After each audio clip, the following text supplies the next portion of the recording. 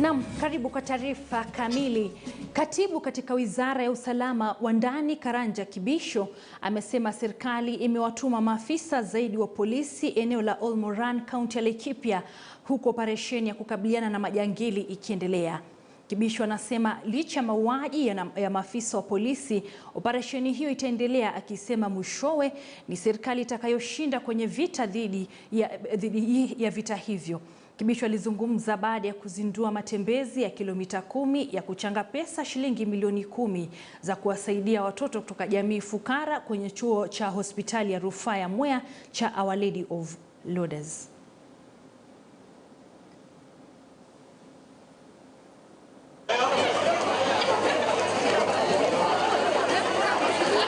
Laikipia ni operation area, na najua ikiwa operation area iko maneno hatufai tukue tunaendelea tukidiscuss juu ni operation area. Kuna askari pale, kuna bandits pale, tukianza kudiscuss mambo ya operation area pia tuna expose hao watu wako huko. Lakini ile naweza hakikishia wananchi ni ya kwamba sisi tukiwa serikali tunajua wale wahalifu ni wahalifu, wako na silaha, ni wahalifu, wamezoea ile mahali, na tunaendelea tuna kudeploy polisi wetu, kudeploy kinguvu kabisa, ndio watu wale wa Laikipia pia waende kuishi na amani kama Wakenya wengine. Na tunashukuru juu tumeendelea kuona ile wale wananchi wanakaa kule Ol Moran, wale wako kwa neighborhood ya LNC wanaendelea kulegea maisha yao ya kawaida. Kwa hivyo serikali ile kitu itaendelea kuweka ni pressure. Gari la mbunge wa Samburu West na Isula Lesuda liliharibiwa kwa kurushiwa mawe na watu wasiojulikana Ijumaa jioni mjini Maralal, kaunti ndogo ya Samburu ya Kati. Mbunge huyo anasema alikuwa amemaliza mkutano na jamii ya wafanya biashara mjini humo na alikuwa akisubiri gari lake kabla ya tukio hilo. Lesuda anasema ana matumaini mshukiwa huyo ambaye anajulikana atakamatwa baada ya kupiga ripoti katika kituo cha polisi cha Maralal. Hamna aliyejeruhiwa kwenye tukio hilo. Hii ni makubwa sana. Sana. And unintentional, you know.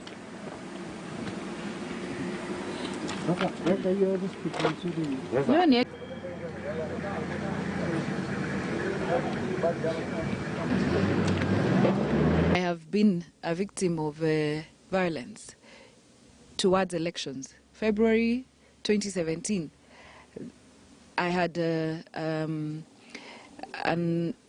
incident where I was at a radio station and some young men came and were even threatening to burn down the station. And I was just talking and selling my manifesto to the people of Samburu West. So it is very unfortunate that we have such an incident, and even now when in these areas we're discussing matters to do with security and everything, and I can imagine if this can be done to my car, what can be done to other people, and even just intolerance. I just hope that as Kenyans we should just be tolerant to everybody, to do their politics and campaign and sell their manifesto and values, and you cast your vote for whoever you'd like to vote for. Mwenyekiti wa chama cha KANU ambaye pia ni seneta wa Baringo Gideon Moi ameongoza shughuli ya uzinduzi wa afisi mpya za chama hicho mjini Ngong, kaunti ya Kajiado. Baada ya uzinduzi huo, Moi alihutubia halaiki ya wananchi mjini humo. Itaenda wapi? Itaenda wapi? Bei yani ya kufanya biashara iende wapi? Hapo. Tumesema najua sisi tuko kwa ile KANU, tuko chini ya ile umbrella inaitwa OKA. Umesikia hizo? Umesikia?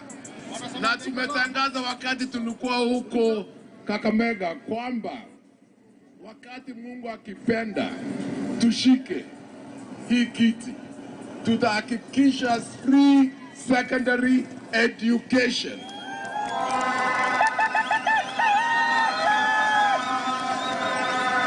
Pia unasikia? Pia tumesema kwamba ushuru tutakata kikwe nusu ambayo watu wanalipa. Na mambo ya ufisadi, kama wewe umezoea ufisadi, siku zako imeisha. Bila shaka taarifa kamili tutakuwa tunaipata tena mwendo wa saa 1. Na hatimaye serikali kwa ushirikiano na mstawishaji mmoja wa kibinafsi ambaye jengo lake liliporomoka eneo la mtaa wa Ruiru, kaunti ya Kiambu, imeanza shughuli ya kuondoa magari ama mabaki ya magari ya kifahari yaliyofunikwa wakati wa mkasa huo. Tayari magari 6 kati ya 15 yaliyokuwa yamefunikwa na vifusi vya jengo hilo yameondolewa, huku yakiwa yameharibiwa kabisa. Baadhi ya magari yaliyofunikwa ni ya kifahari yakiwemo Prado, V8 na double cabin ambayo yalikuwa yarejeshwa kwenye vyumba vya mauzo kwenye barabara ya Kiambu kabla ya tukio hilo. Tayari uchunguzi unaendelea kuhusu kuporomoka kwa jengo hilo, ikiweka bayana swala la namna majengo mengi yanajengwa bila kuzingatia ubora unaostahili humu nchini. Sana tuna uchungu mwingi kwa sababu hii ni hasara kubwa. Si ya pesa kidogo, ni mamilioni ya pesa. Ukiangalia nyuma, si gari ndogo ndogo, ni gari mpya. Zile ambazo ni ndogo ni mpya, zile kubwa ambazo ni Prado, we have double cabin. Kwa hivyo ni hasara ambayo imekuwa kubwa zaidi. Magari ambaye kwa saa hizi zenye zimetolewa ni magari kama 6 zimeisha, hata mtu kujua yake itakuwa ni ngumu, ambapo sijui wahusika itakuwa ni kuidentify namna gani ndio kila mtu at least roho yake irudi tulie na njia ambaye watakuwa compensated naye. Our clients have lost vehicles that are worth millions and millions of shillings. The people who are working here, they have lost their place, that they have lost where they work from.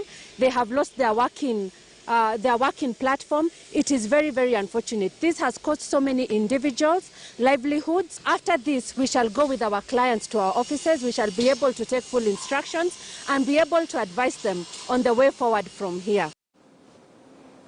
Haya, kiangazi kinachoshuhudiwa katika baadhi ya kaunti nchini kinaendelea kudhihirisha makali yake, na katika kaunti ya Kajiado biashara nyingi zimelazimika kufungwa, ikiwa ni pamoja na kichinjio cha eneo la Bisil kinachokuwa tegemeo la wengi. Mifugo wengi wanazidi kulemewa na kuangamia kwa kukosa lishe na maji.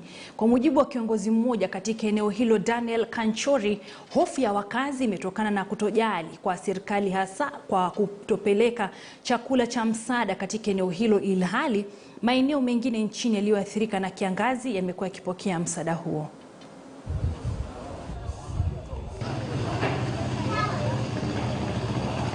Ni muda mrefu sana umepita kabla tutapata mvua hapa. Hivyo wamehama na hao ndio tunategemeaga. Sasa hata biashara yangu imefunga kwa muda. Unaona paka maduka hapa watu wamefunga, hizi maduka zote zilikuwa na biashara wamefunga, wameathirika ni kiangazi. Hakuna kazi kabisa. Wameshindwa hata ni kulipa rent. Na mimi nauliza swali kwa serikali kuu na kwa viongozi. Tunaona katika sehemu zingine na bajeti ya serikali mabilioni inawekwa kwa sababu ya wakati huu wa dharura. Wapi pesa za watu wa Kajiado? Nauliza wale viongozi wanaosimamia serikali kuu. Wananchi wanataka chakula, ng'ombe inataka nyasi na inataka maji. Na pia tunaona ng'ombe zetu sasa zimedhoofika kiafya. Tuko na KMC hapa karibu. Hawawezi kuja kuchukua na kununua ng'ombe hii ili watu wetu waache kuangamia. Naam, kwingineko ubalozi wa Marekani ukishirikiana na asasi za usalama za serikali ya Kenya umefanya zoezi la kutathmini hali ya matayarisho ya kukabiliana na shambulizi la kigaidi nchini katika shule ya akademia ya Roslyn hapa jijini Nairobi. Huku kukiwa na mwigo wa shambulizi la kigaidi, zoezi hilo lilihusisha mshambuliaji wa kujitolea mhanga kwa muundo wa mwanasesere aliyejilipua nje ya lango la shule hiyo. Zoezi hilo la kuandaa Kenya kuwa na uwezo wa kukabiliana na shambulizi la kigaidi limeleta pamoja maafisa usalama zaidi ya 100 wenye mafunzo spesheli ya kukabiliana na hali kama hiyo.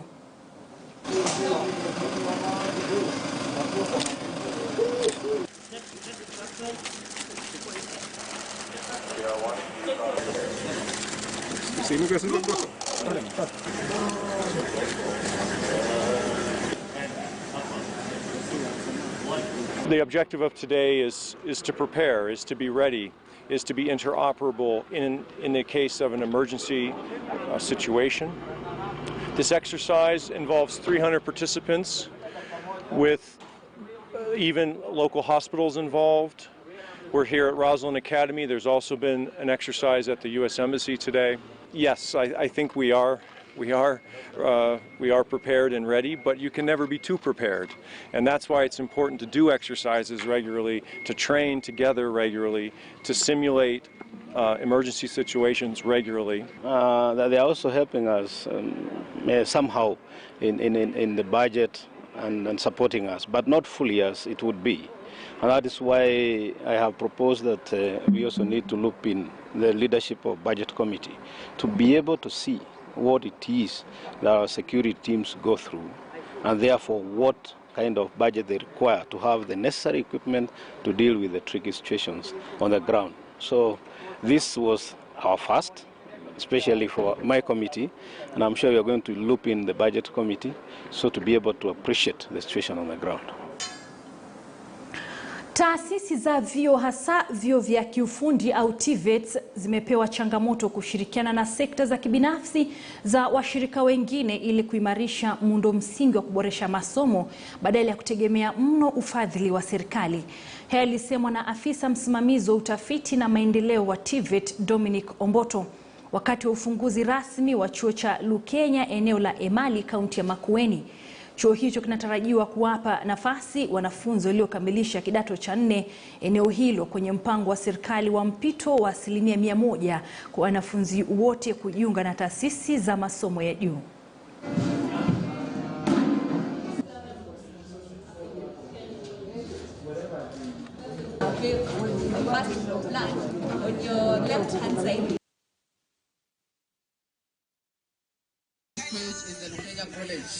Our Facebook is in Lukenya. Do not think that you are studying a course that you might not have wanted, or a course that will not take you anywhere.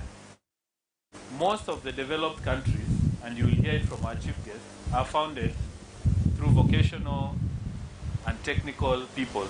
They are the people who run the countries where we are looking to go to as a developing country. If we deal with your education properly, then the economy will just spring. If you want to know that, check the story of Singapore. They have nothing, and they have grown. Don't go very far. Check around your community and find out the families where there has been somebody who has been educated. TVET at the moment is not even funded by government, by the way. TVET at the moment majorly is actually being supported by development partners. Talk of World Bank, talk of African Development Bank. There are very many non-governmental organizations, Generation Kenya, KEOP, which are actually supporting TVET. So therefore, I want to urge the management of Lukenya College be on the lookout. And it's good you have actually maintained a good working relationship with the authority. Be on the lookout. There are very many stakeholders. Haya, tukiachana na masuala ya elimu ni kwamba viongozi wa dini ya Kiislamu wamekashifu vikali kutowekwa kwa msomi na wakili Hassan Nandwa anayeshukiwa kutekwa nyara na watu wasiojulikana. Wakili huyo anadaiwa kuwakilisha washukiwa ugaidi kabla ya kutoweka kwake katika hali ya kutatanisha. Familia ya jamaa sasa inalilia serikali kuingilia kati na kumtafuta Profesa Nandwa. Aidha, viongozi hao walielezea wasiwasi wao kuhusiana na kuongezeka kwa visa vya watu kutoweka katika maeneo mbalimbali humu nchini, huku akitaka serikali kuwalinda raia wake. We are feeling very painful, even we can't talk, we can't say anything for what happened to Professor Wilson Hassan Nandwa. He is a lecturer and he's an advocate. He didn't do anything wrong. He was just doing his work, and unfortunately we lost him, and all the evidence surrounded it means that the police taken him and want him to come back to us. We're here with his wife and children to demand action from the government and to ensure that we are very much concerned about his health and well-being, to ensure that he is released very quickly. He was a lawyer doing his professional tasks, and he was He is a well-established and well-known scholar in our community. And if at all he has violated the laws of our country, then there are laws that the government can use to bring him to book. We are appealing to our other compatriots, the human rights people of this country, to stand up with us. This has gone too far. We are appealing to religious leaders of this country. One life of a Kenyan lost is the life of a Kenyan lost, irrespective of his race, creed, or religion. You should stand with us to make sure that actually this thing comes to an end. Naam, tuelekea Makueni sasa ambapo jumla ya shule 324 za sekondari katika kaunti ya Makueni zinatarajiwa kunufaika na mpango wa serikali wa kujenga madarasa 10,000 kote nchini kama njia moja ya kujiandaa kwa utekelezaji wa mfumo wa mtaala wa umilisi ama CBC ifikapo mwaka 2023. Kwa mujibu wa kamishna wa Makueni Mali Mohamed, madarasa 435 yatajengwa kaunti ya Makueni kwa gharama ya kima cha shilingi milioni 342.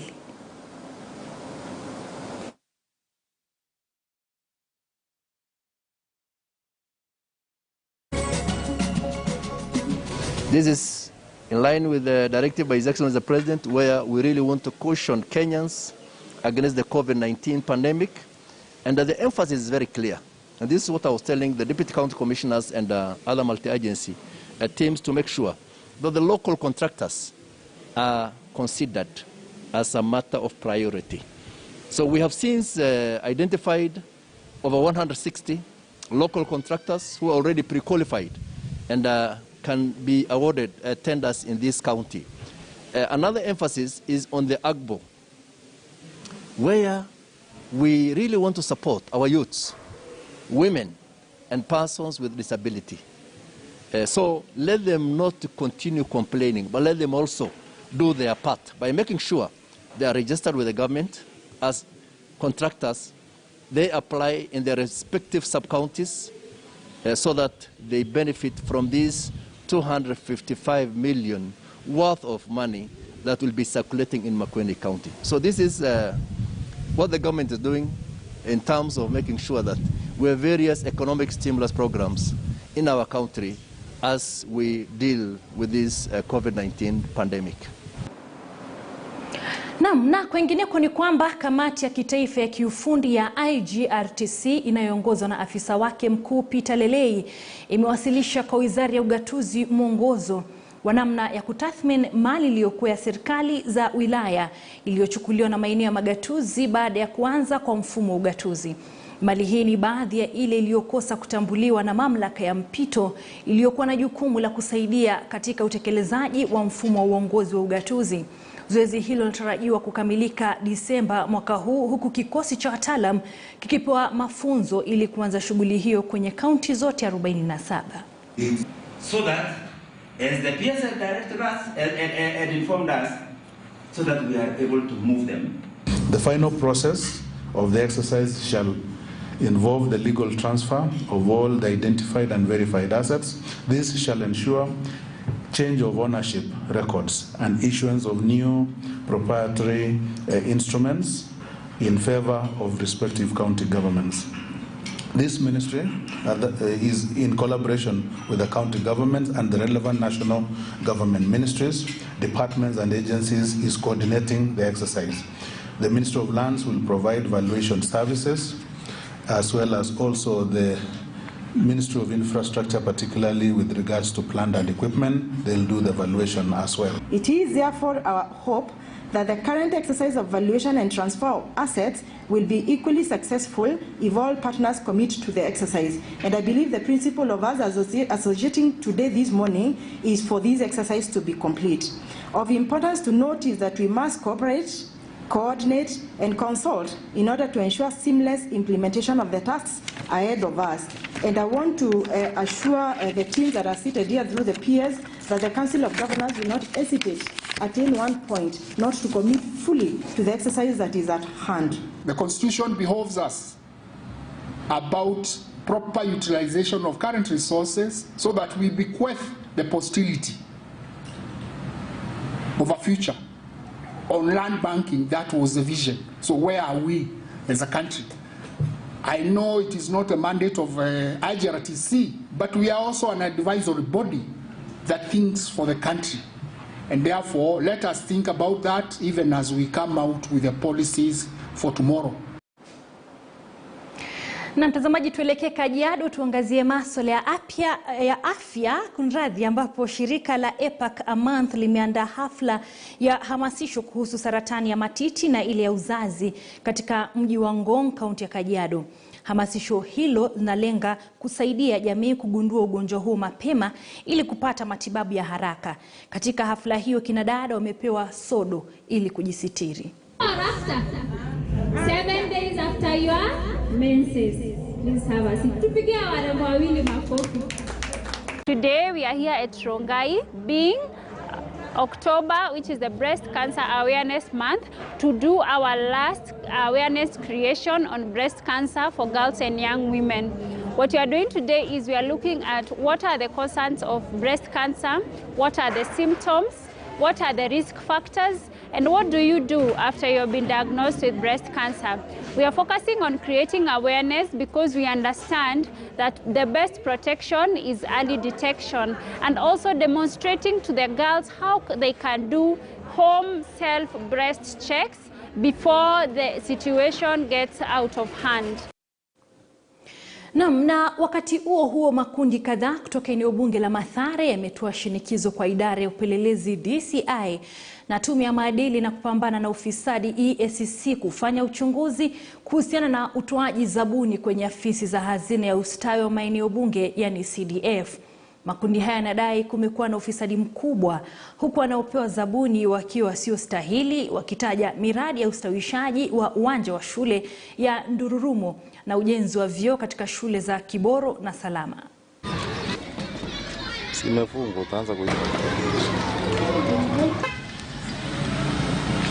This amount that have been awarded surpass the estimated value that these projects were supposed to even undertake.